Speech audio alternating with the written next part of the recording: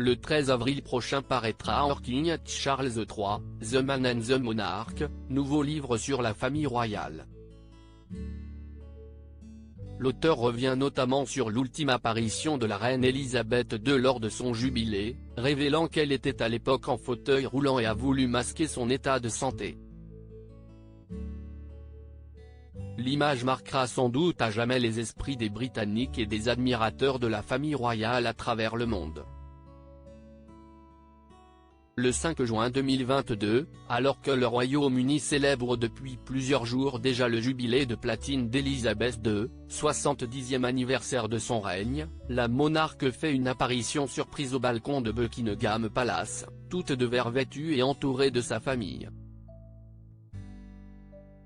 La reine a été totalement bouleversée par le nombre de personnes qui attendaient de la voir, elle avait les larmes aux yeux avant de sortir sur le balcon, avait notamment révélé une source proche de la famille royale quelques jours plus tard.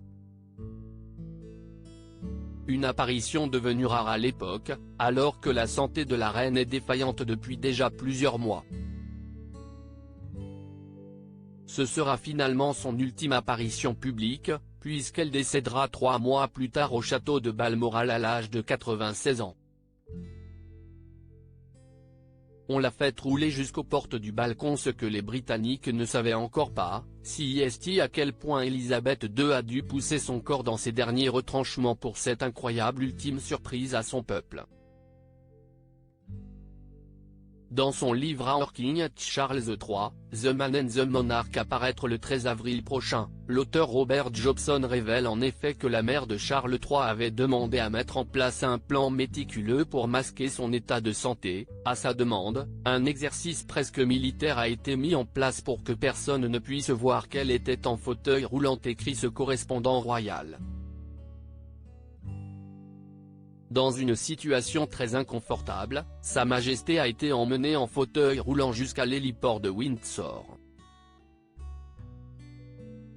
Au palais, on l'a fait rouler jusqu'aux portes du balcon, puis on l'a aidée à se lever pour qu'elle puisse être debout, avec une canne, aux côtés de Charles, Camilla, William et sa famille, ajoute-t-il.